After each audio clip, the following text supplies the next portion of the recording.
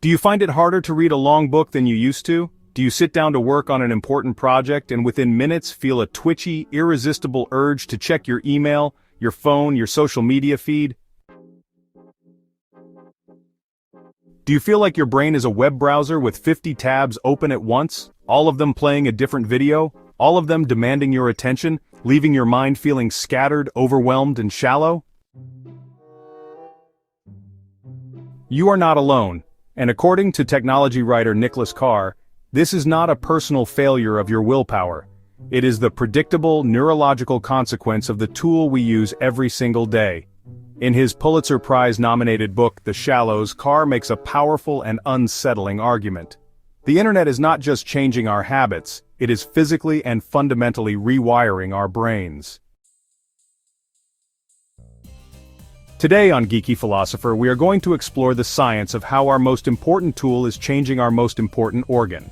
This is not an attack on the internet, but a crucial and necessary guide to understanding its hidden effects, so we can reclaim our ability to think deeply in a world that wants us to skim the surface. The book's central argument is built on a famous idea from the media theorist Marshall McLuhan. The medium is the message. What this really means is that, the technology we use to communicate and find information is not just a neutral container. The tool itself actually shapes the way we think. Carr uses a simple example, the map versus the GPS. When you learn to navigate a city with a paper map, you build a rich, internal, mental model of that city. You know where things are in relation to each other, but when you use a GPS, you get from point A to point B very efficiently. Still, you are just basically blindly following instructions. The tool does the thinking for you, and your own internal map-making ability withers away. The tool shapes the user, and honestly, the most powerful mind-shaping tool in human history is the internet. Carr argues that the internet is not just one tool, it's actually an ecosystem of interruption technologies, and it's training our brains for a completely new way of thinking. To understand what we are losing, we first have to understand what we once had. For 500 years, the dominant intellectual technology was the printed book. The act of reading a book is a strange and unnatural one. It requires you to sit still, to shut out all distractions, and to follow a single linear argument for hours on end. This practice, repeated over centuries, cultivated what Carr calls the literary mind. It trained our brains for deep concentration, for quiet contemplation, and for the kind of critical, imaginative thinking that can only happen in a state of sustained, uninterrupted focus.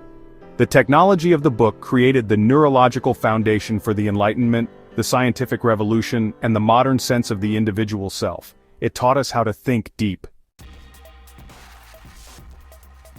Segment 3.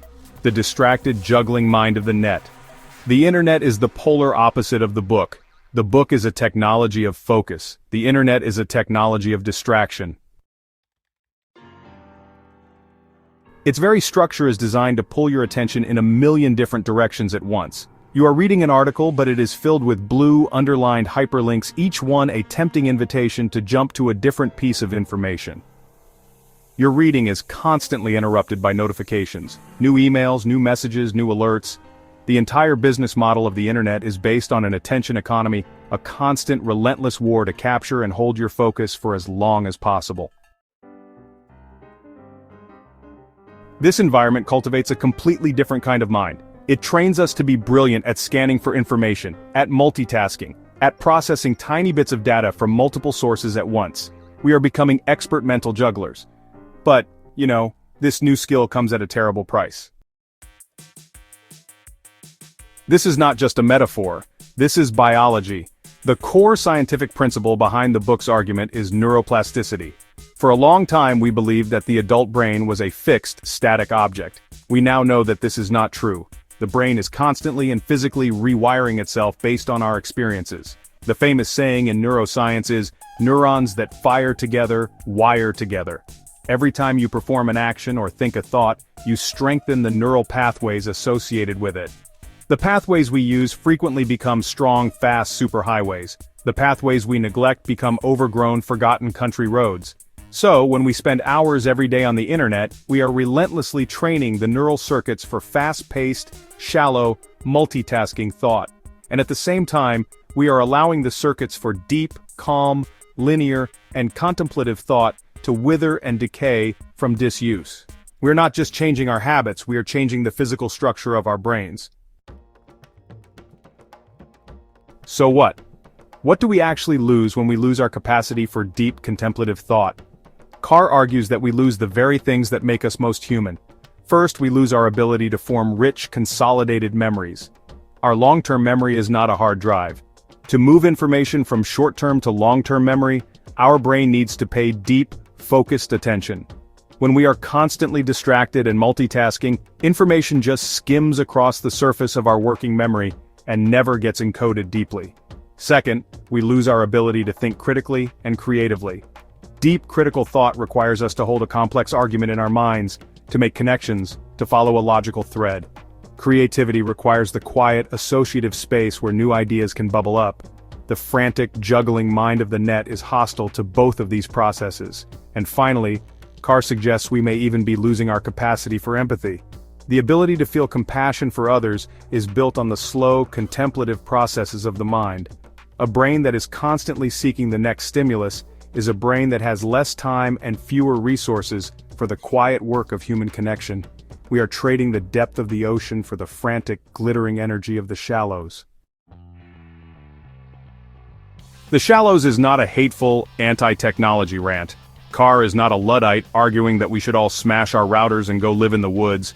This book is a profound and urgent plea for awareness. It is a call to become the conscious, intentional masters of our powerful digital tools, not their distracted, passive servants. The solution is not to abandon the internet. The solution is to consciously and deliberately carve out and protect spaces for deep, disconnected thinking. It's about rediscovering the power of the book.